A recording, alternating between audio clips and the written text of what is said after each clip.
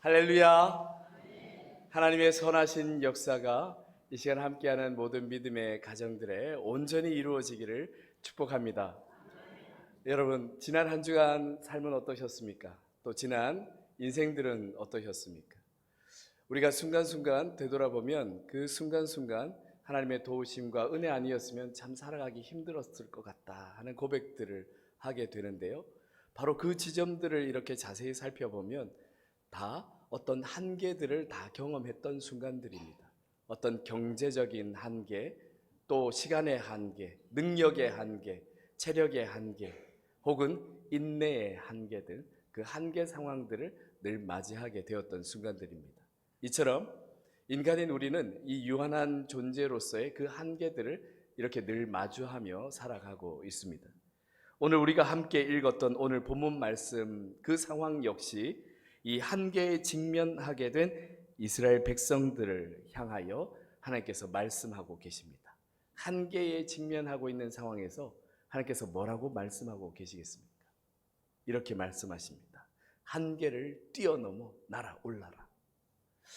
오늘 이 말씀을 함께 묵상하면서 어떻게 우리에게 늘 다가오고 마주하게 되는 그 한계 상황에서 어떻게 날아오를 수 있을지 함께 말씀을 통해 묵상하고자 합니다. 이스라엘 백성들은 그들의 죄의 무게를 결국 감당하지 못하고 하나님께서 여러 선지자들을 통해서 수없이 선포하였던 그 심판을 이루시게 됩니다. 하나님의 심판의 도구가 된 바벨론에 의해서 남유다까지 완전히 멸망해 버리고 맙니다. 그리고 많은 유다인들이 바벨론 포로로 잡혀가게 됩니다. 이사야 선지자는 앞으로 이스라엘에게 이렇게 닥쳐올 심판에 대해서 선포하였습니다. 그러나 그 선포는 단지 멸망만을, 그리고 단지 심판만을 전하기 위한 것은 아니었습니다. 징계 중에도 하나님께서 택하신 하나님의 백성들을 향한 하나님의 참된 구원을 선포하기 위함이었습니다. 하지만 이스라엘 백성들의 마음은 그렇지 않았습니다. 이미 예정되어 있는 심판에만 그들의 마음이 덜컥 머물러 버리게 되었습니다. 우리의 삶을 한번 돌아보면 좋은 일이 있고 또 어려운 일이 있으면 어떻습니까? 분명히 좋은 일도 있는데 어려운 일만 눈에 보입니다. 그러다 보니 좋은 일이 좋게 느껴지지 않습니다. 기쁘지가 않습니다. 이처럼 하나님의 심판이 이루어질 정도로 모든 한계가 드러난 상황에서 자신들은 더 이상 하나님의 백성도 아니고, 그리고 다시 일어설 힘도 무너진 상황을 재건할 힘도 없을 것이라고 미리 포기하고 절망해 버리고 있습니다. 이스라엘 백성들은 눈앞에 닥쳐오는 멸망의 두려움에 자기 자신들이 어떤 존재인지를 그저 망각해 버렸습니다. 그렇게 망각해 버리자 한계 상황에 멈춰서서는 낙심하고 절망만 하게 되었습니다. 사랑하는 성도 여러분, 이처럼 자기 존재를 망각하고 정말 하찮게 여기면, 스스로를 그렇게 하찮게 여기면 정말 비참한 인생이 되고 맙니다. 이러한 상황을 교훈해주는 한 우화가 있습니다. 어느 날 산에 올라갔던 농부가 바위 절벽에서 독수리알 하나를 발견합니다. 그것이 탐이 나서 가지고 내려왔습니다. 어떻게 할까 하다가 닭장 속에 암탉이 알을 이렇게 품고 있어서 거기에 혹시나 해서 이렇게 같이 품도록 놓아둡니다. 며칠이 지나서 병아리들이 막 깨어날 때 독수리도 함께 깨어났습니다. 새끼 독수리는 자연스럽게 닭장 안에서 병아리들을, 어미닭을 따라서 병아리들처럼 막 쫓아다닙니다. 그리고 꼭꼭꼭꼭 거리면서 땅에 있는 모이를 막 쪼아서 먹습니다. 그리고 물을 한 모금 마시고 또 하늘 쳐다보고 이렇게 합니다. 그러다가 주변에서 이상한 소리가 나면 이 병아리들이 어미닭 날개 아래로 막 모여드는 것처럼 이 조금 덩치 큰 이 독수리 새끼도 어미닭 아래 날개 아래로 막 숨습니다. 어디 또 다른 데로 잽싸게 도망갑니다. 그런데 시간이 지나면서 이 새끼 독수리가 어떻겠습니까? 몸집이 자꾸 커져갑니다. 날개는 다른 병아리들하고는 비교도 할 수 없을 만큼 넓고 커집니다. 발톱도 훨씬 크게 자랍니다. 부리도 매우 날카롭게 길게 자랍니다. 어딜 봐도 이 새끼 독수리들이 이 병아리들과 모습이 같지 않습니다. 그렇지만 새끼 독수리는 다른 병아리들처럼 오히려 더 열심히 똑같이 행동하려고 열심히 쪼아대고 그리고 또 막 열심히 어미닭을 따라다닙니다. 새끼 독수리는 자기가 다른 병아리들과 모습이 다른 것이 오히려 부끄러웠습니다. 돋아나는 깃털을 부리로 막 뽑아내 버리고 어떻게 해서든 다른 병아리들과 같아지려고 했습니다. 그러나 날이 갈수록 새끼 독수리는 그 닭장 가운데 이상한 닭으로 다들 생각하게 됩니다. 못생긴 닭으로, 이상한 닭으로, 덩치만 크고 쓸모도 없는 닭으로 그렇게 자꾸 인식되었습니다. 그렇게 많은 세월이 지난 어느 날 닭장 안에 있던 독수리가 우연히 눈을 들어 하늘을 보니 웬 커다란 새 한 마리가 하늘을 유유히 날고 있었습니다. 늠름한 날개를 쭉 펴고 바람처럼 힘있게 하늘을 날고 있는 큰 새였습니다. 독수리였습니다. 그 새가 나는 모습을 보고는 이 옆의 닭에게 어느덧 나이가 들어버린 독수리가 물었습니다. 저 새는 누구니? 정말 굉장하구나. 나도 저렇게 날 수 있다면 얼마나 좋을까? 그러자 옆에 있는 닭이 쿡 찌르면서 얘기했습니다. 그것도 모르니? 저 새는 새의 왕인 독수리야. 우리와는 아주 다르지. 닭인 우리는 절대로 저렇게 날 수가 없어. 못생긴 너는 꿈도 꾸지 마. 이렇게 오히려 구박을 줬습니다. 닭장 안에 있던 독수리는 동료 닭의 그 말을 듣고는 그저 고개를 푹 떨어뜨린 채 여전히 모이를 쪼아대고 닭들 사이에서 어쨌든 그 닭들 사이에 끼려고 애썼습니다. 자기 자신이 그렇게 높이 올라가 날 수 있는 독수리라는 사실을 깨닫지 못한 채 말입니다. 결국 닭장 안에 있던 독수리는 자신을 한 마리 아주 덩치가 큰 이상한 닭이라고 생각하고는 평생을 살다가 그렇게 죽고 말았답니다. 사랑하는 성도 여러분, 우리 모두는, 여기 계신 모든 분들은 하나님의 형상대로 정말 존귀하고도 아름답게 창조되었습니다. 물론 죄를 짓고 타락하여서 깃털이 뽑히고 빠지고 날개가 꺾여버려 추락한 새처럼 되었지만 원래 우리는 높이 하나님이 계신 곳까지 날아올라야 하는 그러한 존재들입니다. 그래서 하나님께서는 그렇게 이 추락해버린 우리를 보시고 안타까운 마음에 이 땅에 우리 주 예수 그리스도를 보내셔서 예수 그리스도의 그 십자가 죄사함과 부활로 말미암아 우리의 그 깃털이 빠지고 꺾여버린 날개 대신에 새 날개를 달아주셨습니다. 부활과 영생의 날개를 달아주신 것입니다. 그 어떤 상황에서도 날아오를 수 있도록 말입니다. 제 신학교 동기 중에 참 특이한 인생을 살아가고 있는 친구 하나가 있습니다. 아주 가깝고 친한 친구이긴 하지만 제가 참 존경하는 인물이기도 합니다. 그 친구를 처음 만났을 때는 정말 가진 것이라고는 아무것도 없었습니다. 빈손으로 그저 학교에 이제 입학해서 다니고 있었는데 그 친구는 대학 4년 내내 아르바이트를 쉰 적이 없었습니다. 새벽에는 신문을 돌리고 또 우유도 돌리고 저녁이면은 이제 학원에서 아이들도 가르쳤는데요. 제가 그 친구한테 오토바이를 배웠습니다. 그 신문 돌리면서 타는 스쿠터 있잖아요. 그걸 이제 또 빌려 타서 또 배우기도 하고 그랬었는데 가끔 자취방에 놀러 가면 책 말고는 정말 있는 것이 별 것 없었습니다.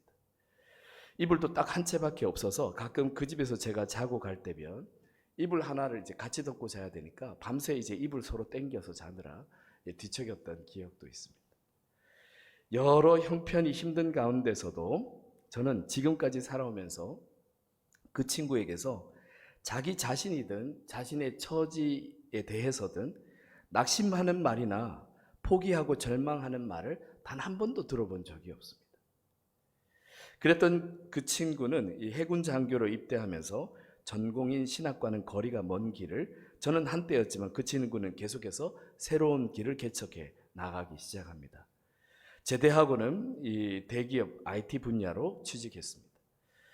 회사를 잘 다니는가 싶더니 어느 날 머리를 노랗게 물들이고 와서는 이제 조금 더 넓은 곳으로 가야겠다고 미국으로 건너갔습니다. 그리고 그곳에서 우여곡절 끝에 저널리스트가 되고 또 그 다음에는 실리콘밸리에서 앱 개발 사업에 뛰어들었습니다. 그리고 지금은 이 K컬처 플랫폼을 운영하면서 방송 사업을 등을 하고 있습니다. 지금도 이 하나님을 믿고 계속해서 이 날개짓을 하고 있을 그 친구가 저는 기대가 됩니다. 근데 그 친구가 처음 미국에 도착했을 때 본인도 성공해야겠다 이런 마음을 품고는 그 미국에 성공한 사업가들을 무작정 찾아갔답니다. 연락을 뭐 하거나 아니면 바로 찾아가서 노크하거나 해서 찾아갔답니다. 그 사람들이 만나줬겠습니까? 한 번도 만나본 적이 없는 생판 모르는 그 한국 사람이 찾아와서 만나달라고 하니까 처음에는 아무도 못 만났습니다. 그런데 거기서 포기하지 않고 열심으로 계속해서 자기의 인생을 그렇게 살아냈는데, 그렇게 시간이 지나고 지금은 그 성공한 사업가들의 그 식사 초대를 받기도 하고 그 사업가들의 성공 이야기를 책으로 직접 만나서 인터뷰하면서 펴내기도 했습니다. 그렇게 그 사람들과 교류하는 관계가 되었습니다. 이 친구는 비록 목회자가 되진 않았지만 그의 삶을 통해서 목회하듯 살아가고 있습니다. 수입의 일정 부분을 구별하여서 교회를 개척하는 데 돕고 선교 사업을 하고 있습니다. 지난번 한국에 방문했을 때 우리 교회를 한번 온 적이 있습니다. 이 본당도 이렇게 한번 보고는 이런 이야기를 합니다. 저는 충격이었는데 교회가 참 아담하고 좋다 이러는 겁니다.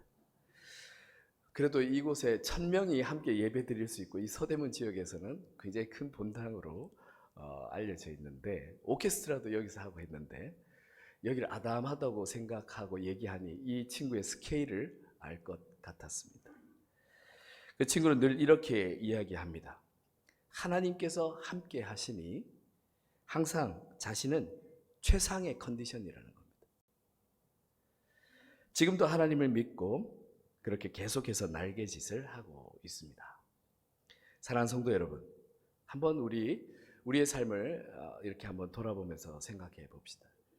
정말 우리를 얽어매고 우리를 날지 못하게 하는 것을 한번 자세히 살펴보면 과연 우리를 둘러싸고 있는 문제나 상황이 우리를 그렇게 날지 못하게 했던 것이 아니라 우리 존재를 어떠한 존재인지를 망각하고 스스로 날아오르기를 먼저 포기해버리고 낙심하고 절망하게 한 자기 자신이 아니었는지를 한번 생각해 봅시다.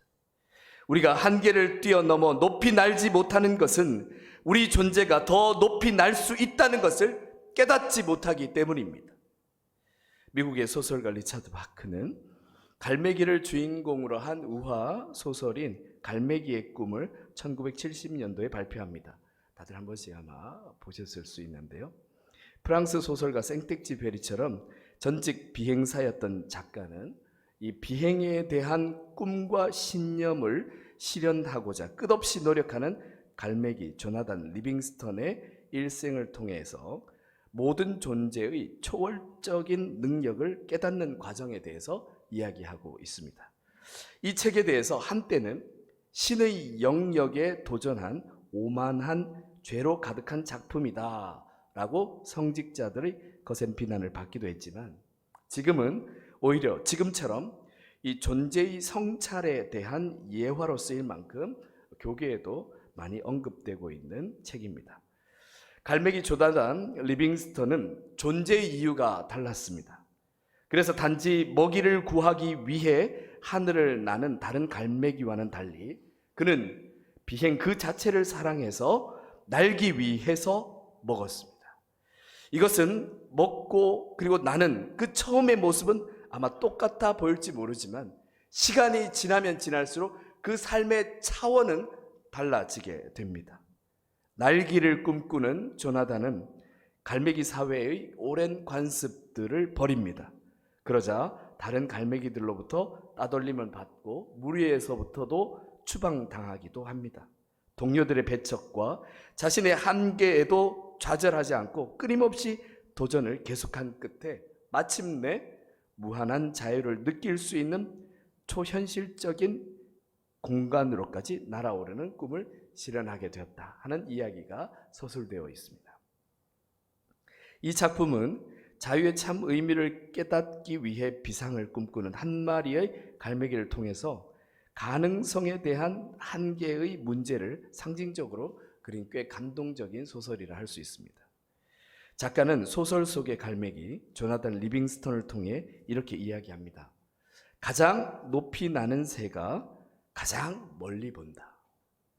사랑하는 성도 여러분, 우리가 살아가는 삶이 때론 한치 앞도 보이지 않는 터널 속과 같기도 하고, 그리고 지금 당장 가진 것이 아무것도 없어서 너무 불안하기도 하며, 또 세상과 비교했을 때 내 자신이 너무나 초라해 보일 때도 분명히 있을 것입니다. 그럴 수 있습니다.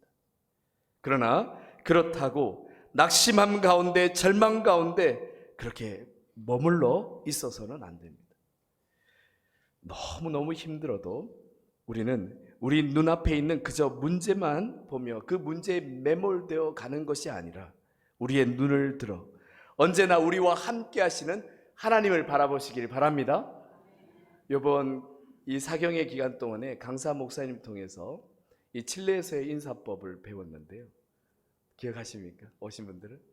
우리는 이렇게 안녕하십니까? 고개 숙여서 인사하는데 그 칠레에서는 올라 이렇게 인사한답니다. 우리가 인사를 뭐 그렇게 하지는 못할지라도 우리의 시선을 그저 계속 아래로만이 아니라 하나님께서 여전히 우리를 붙드시고 끌어올리려고 하시는 그 하나님을 바라보시길 바랍니다. 그래서 오늘 본문 말씀에 하나님은 낙심하고 두려워하며 날개에 모든 힘이 다 빠져 축 처진 이스라엘을 향하여 이렇게 꾸짖으십니다. 거룩하신 이가 이르시되 그런즉 너희가 나를 누구에게 비교하여 나를 그와 동등하게 하겠느냐 하시니라. 너희는 눈을 높이 들어 누가 이 모든 것을 창조하였나 보라. 주께서는 수요대로 만상을 이끌어내시고 그들의 모든 이름을 부르시나니 그의 권세가 크고 그의 능력이 강함으로 하나도 빠짐이 없느니라. 아멘. 즉 이 세상의 우상처럼 하나님을 그렇게 한계가 지어지는 그러한 하나님으로 생각하지 말라 하십니다. 너희의 하나님은 이 천지 만물을 지으신 전능하신 하나님이심을 기억하라고 말씀하시는 것입니다. 그리고 하나님께서는 자기 백성을 잊었거나 버리지 않으셨음을 반문하시면서 이렇게 분명히 밝히십니다. 야곱아, 어찌하여 내가 말하며 이스라엘아, 내가 이르기를 내 길은 여호와께 숨겨졌으며 내 송사는 내 하나님에게서 벗어난다 하느냐? 그렇지 않다 말씀하시는 겁니다. 하나님께서는 하나님의 백성을 버리시거나 잊으신 적이 없다 말씀하십니다. 그래서 실제로 하나님은 이사야 선지자를 통하여 선포되었던 이 이스라엘의 모든 심판이 다 성취되었을 때 하나님의 때가 이르게 되자 다시 하나님께서는 이스라엘 백성들을 예루살렘으로 돌려보내십니다. 그 돌려보내는 이스라엘의 백성들이 기쁘면서도 이 마음속에 해결되지 못한 질문들이 계속 생겨났습니다. 우리는 하나님으로부터 심판받아 이렇게 벌받아 한번 망해버렸는데 이것이 가능할까 하는 세 가지 질문을 갖게 됩니다. 첫 번째는 그렇다면 우리는 그렇게 심판당하 멸망했으니 하나님께서는 우리를 버리셨는가? 두 번째 질문은 그렇다면 우리는 아직도 하나님께서 택하신 백성이 맞는가? 선민인가? 그리고 세 번째, 다윗과 언약하신 그 다윗의 언약은 지금도 우리에게 여전히 유효한가? 이러한 세 가지 질문을 갖게 되었습니다. 이들의 이 질문에 대해서 하나님께서는 에스라를 중심으로 그 답과 증거들을 제시하기 위해서 지난 역사를 새롭게 기술하도록 하셨습니다. 바로 그렇게 쓰여진 책이 역대기 상하입니다. 여러분이 성경 통독을 하다 보면 쭉 읽어가다 보면 사무엘서와 열왕기 상하에 있는 내용의 똑같은 내용들이 다시 역대기에서 반복되는 것 같은 내용을 읽게 되고 접하게 되는 경우가 있습니다. 그러나 이 상황들은 시간적으로 많이 차이가 납니다. 이 열왕기 상하까지는 이 이스라엘이 망하기 전에 기술된 것이고 역대기 상하는 이미 이스라엘이 망한 후에 바벨론 포로에서 돌아온 이후에 쓰여지게 된 것입니다. 바벨론 포로에서 돌아온 이후 기술된 역사는 다윗 왕조의 재건에 힘을 싣기 위해서 역사를 재조명하고 있습니다. 넘어진 이스라엘을 다시 살리는 힘이 되도록 하나님의 은혜의 관점에서 그 역사를 기술한 것입니다. 그 기록들을 통해서 낙심하여 질문한 이스라엘 백성들에게 이렇게 답해주고 있습니다. 하나님은 우리를 버리셨는가? 그렇지 않다. 역사 기록에서 남유다를 망하게 했던 주요한 이유로 지적되고 있는 것이 하나 있었는데요. 그것은 므낫세 왕의 그 악함 때문에 결국에 이 남유다까지도 멸망할 수밖에 없었다라고 기록하고 있습니다. 굉장히 악한 악이었다라고 기록되고 있는데요. 그런데 역사를 다시 한번 찬찬히 살펴보았더니 그렇게 악한 므낫세 왕조차도 하나님 앞에 회개하고 잘못했습니다 라고 하였을 때 하나님께서 용서해 주시고 그에게 기회 주시는 그 역사를 발견하게 된 것입니다. 그래서 이 열왕기 상하와 역대기를 비교할 때 므낫세 왕에 대한 이야기가 다르다는 것을 나중에 여러분 읽어보시면 알게 될 겁니다. 이처럼 죄로 인해 우리는 비록 심판을 받았으나 참되게 회개하고 하나님께로 돌아간다면 이 므낫세 왕도 용서를 받았는데 우리도 용서받지 않겠느냐? 하나님은 우리를 결코 버리신 적이 없다라고 그렇게 답해주고 계십니다. 그리고 두 번째 질문에 답합니다. 우리는 아직까지도 그렇다면 하나님께서 택하신 하나님의 선민인가? 우리가 성경 통독할 때 어느 구간이 제일 힘드십니까? 역대기에 가보시면 역대기 사항에 무려 10장 넘게 사람들의 이름만 쭉 기록이 되어 있습니다.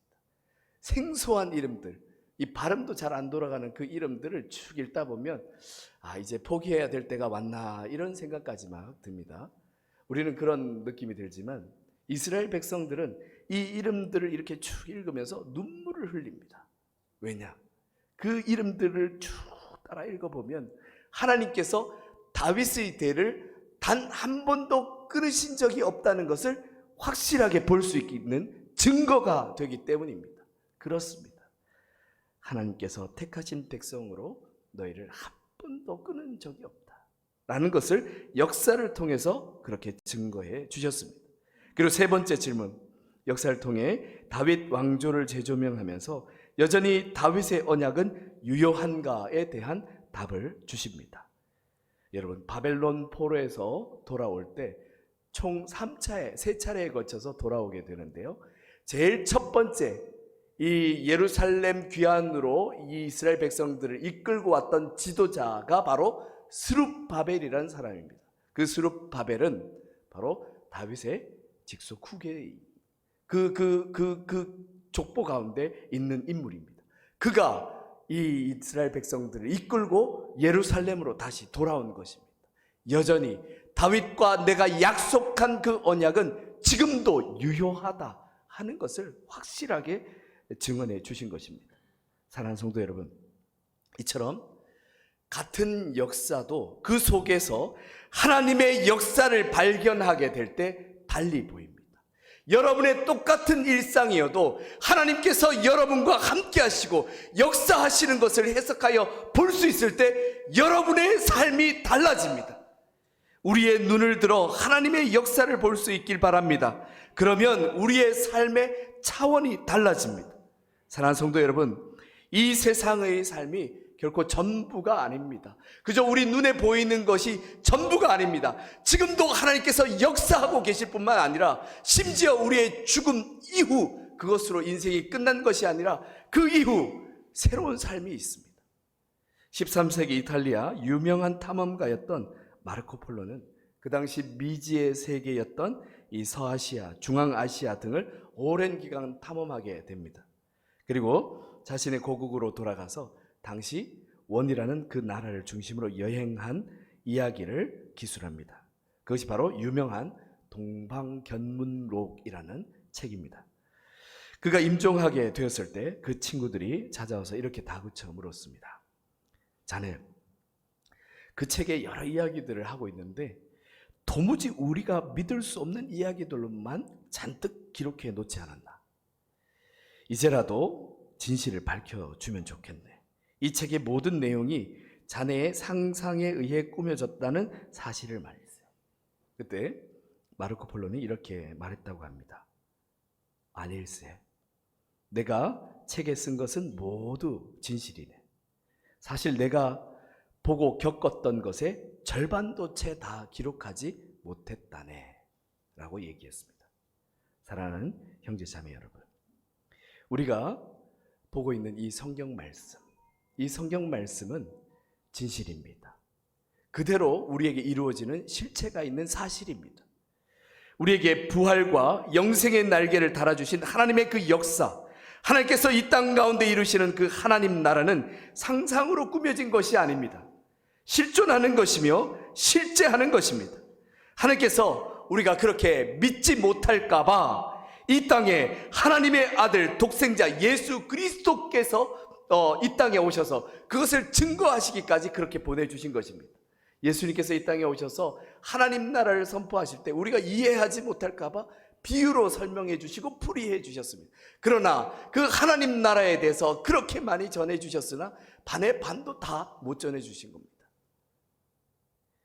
예수 그리스도를 통해 우리가 하나님과 함께 하게 될 때 더욱더 많은 것을 접하게 됩니다.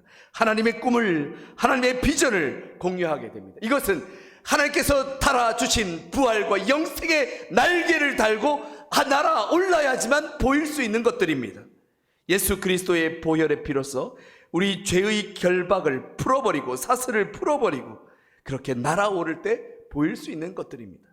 사랑하는 성도 여러분, 그래서 우리는 오직 예수 그리스도를 믿는 믿음의 진짜 날개를 달고 날아올라야 합니다. 그런데 이 세상을 살다 보니 자꾸 옆에 있는 세상 사람들이 살아가는 모습에 막 마음이 흔들립니다. 나도 저렇게 해야 되지 않을까? 저렇게 준비해야 하지 않을까? 막 흔들흔들거립니다. 그러면서 진짜 날개가 아닌 가짜 날개인 이카루스의 날개들을 달고 살아가는 경우가 있습니다. 이카루스의 날개는 그리스 신화에 나오는 이야기입니다. 다이달로스라는 사람이 자기의 아들과 갇혀 있던 미궁에서 빠져나오기 위해서 여러 깃털들을 다 모아서 그것을 밀랍으로 아주 붙여서 거대한 날개를 만들어 아들인 이카루스에게 달아주었습니다. 그래서 그 날개로 날아서 함께 탈출할 수 있었는데요, 이 탈출한 후에 이카루스는 이게 새처럼 나르는 것이 너무 신기해서 하늘을 너무 높이 날지 말라는 아버지의 그 충고와 경고를 잊어버린 채 계속해서 높이 날다 태양에 가까이 갔을 때에 밀랍이 녹아내리면서 깃털들이 다 떨어지면서 추락해서 에게해에 빠져서 죽었더라 하는 이야기가 그 신화입니다. 이 이야기처럼 세상에서 만들어주어 달게 되는 날개들, 진짜 날개와 같이 화려하고 멋질 수 있습니다. 지식으로든 물질로든 재능으로든 인기로든. 그런데 이 세상의 것들로 만들어져서 달게 된 날개는 반드시 한계가 있습니다. 그러한 거짓된 날개는 언제나 녹아내려 깃털이 빠지고 추락할 수 있는 겁니다. 그렇게 거짓된 날개로는 참된 자유가 없습니다. 거짓된 날개로는 모든 상황을 이겨내고 계속해서 올라갈 수가 없습니다. 언제 녹아내릴지 모르기 때문입니다. 의지했던 재물이 언제 사라져 버릴지, 자신했던 건강이 언제 무너져 버릴지, 한껏 누리던 인기가 언제 다 사라져 버릴지, 이 세상이 만들어주는 날개로는 결코 계속해서 지속해서 날지도 못할 뿐만 아니라 우리가 그렇게 갈망하고 있는 하나님께로까지 절대 날아갈 수가 없습니다. 사랑하는 성도 여러분, 그래서 꼭 예수 그리스도를 통해 하나님께서 달아주시는 그 날개를 달고 날아오르시길 바랍니다. 하나님께서 달아주시는 날개여야지만 하나님께로 날아오를 수가 있습니다. 왜냐? 거기에는 특별한 하나님께서 주시는 힘이 있기 때문에 그런데요, 하늘을 나는 비행기의 연료는 그저 이 땅에 이제 다니는 자동차 기관, 가솔린 기관들이 쓰고 있는 연료와는 다른 연료를 씁니다. 왜냐하면 비행기는 아주 높게 올라가야 되기 때문에 하늘 높이 올라가면 기온이 아주 뚝 떨어집니다. 그리고 기압도 굉장히 떨어집니다.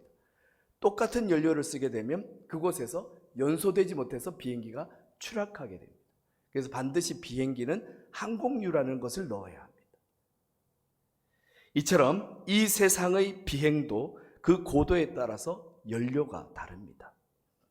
그런데 하물며 이 세상과 하나님 나라라는 그 차원을 넘어서서, 그리고 우리에게 주어지는 모든 한계 상황과 문제와 심지어 죽음까지도 넘어서서 날아오르기를 원한다면 달라야 하지 않겠습니까? 공급되는 힘과 에너지가 달라야 하지 않겠습니까? 그래서 오늘 하나님께서는 이 모든 절망과 낙심에서 자유롭게 날아오를 것을 하나님의 백성들에게 이렇게 명하고 계십니다. 너는 알지 못하느냐? 듣지 못하였느냐? 영원하신 하나님 여호와 땅끝까지 창조하신 이는 피곤하지 않으시며 곤비하지 않으시며 명철이 한이 없으시며 피곤한 자에게는 능력을 주시며 무능한 자에게는 힘을 더하시나니 소년이라도 피곤하며 곤비하며 장정이라도 넘어지며 쓰러지되 오직 여호와를 앙망하는 자는 새 힘을 얻으리니 독수리가 날개치며 올라감 같을 것이요 다른 박질하여도 곤비하지 아니하겠고 걸어가도 피곤하지 아니하리로다. 아멘. 주님께서 사랑하신 성도 여러분, 오직 여호와를 앙망하는 자는 새 힘을 얻으리라 약속하십니다. 그는 독수리가 날개치며 올라감 같을 것이며 다른 박질하여도 곤비하지 않을 것이며 걸어가도 피곤하지 않을 것이라 약속하고 있습니다. 여호와를 앙망하는 것, 성경 말씀에 명확히 우리에게 뜻을 잘 전달하고 있습니다. 온 마음을 다하고 뜻을 다하고 힘을 다하여 내 여호와 하나님을 사랑하라. 이것이 무슨 말씀이겠습니까? 하나님께서 우리에게 말씀하신 그 모든 말씀을 실로 신뢰하며 믿고 그 말씀대로 살아가라는 말씀입니다. 하나님께서 공급하여 주시는 힘은 세상에서 얻을 수 있는 힘과는 다르게 우리의 날개짓을 계속해서 지속 가능하게 해주는 것입니다. 왜겠습니까? 이 세상의 것은 항상 유통기간, 유효기간, 한계가 있습니다. 그러나 하나님께서 주시는 것에는 유통기간, 유효기간, 한계가 없습니다. 하나님은 풍성하신 분이십니다. 전능하신 분이십니다. 오늘 풍족히 우리에게 은혜를 주시고도 내일 또 새롭게 풍족히 은혜를 주셔도 부족함이 없는 분이십니다. 그렇기에 하나님께서 주시는 힘으로 날아오를 수 있고 지속해서 가능해서 날아갈 수 있는 것입니다. 우리를 이 땅에서도 하나님의 뜻대로 살아갈 수 있도록 하실 뿐만 아니라 우리를 반드시 하나님 나라에까지 이르게 할 것을 믿습니다. 한계를 넘어서는 신앙은 오직 여호와를 앙망하는 신앙입니다. 하나님께서 보내신 예수 그리스도를 제대로 믿는 신앙입니다.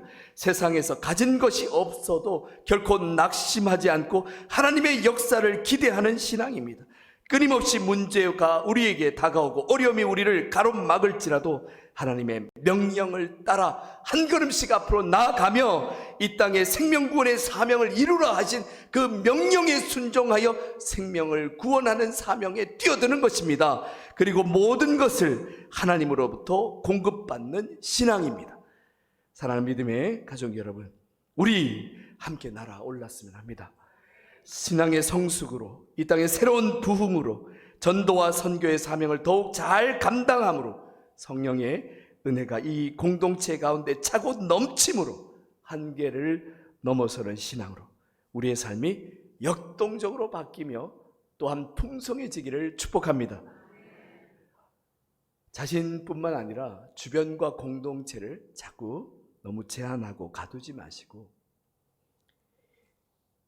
하나님 안에서 참 자유를 누리며 죽음도 넘어설 수 있는 참된 믿음으로 살아가시길 축복합니다. 함께 기도드리겠습니다. 전능하신 아버지 하나님, 오늘도 주님 앞에 나왔습니다. 겸손히 주님 앞에 엎드려 기도드리는 모든 하나님의 백성들에게 참된 자유와 구원의 은혜를 허락하여 주시옵소서. 주 예수 그리스도를 통하여 죄사함을 주셨으며 또 부활의 은혜와 영광을 주셨습니다. 주 예수 그리스도를 믿는 자는 바로 그렇게 새롭게 부활과 영생의 날개를 달아 올라가게 됩니다. 이 땅에서도 주 예수 그리스도를 제대로 믿는 믿음과 신앙으로 한계를 넘어서는 신앙으로 살아갈 수 있도록 인도하여 주옵소서. 우리 주 예수 그리스도 이름으로 기도드립니다. 아멘.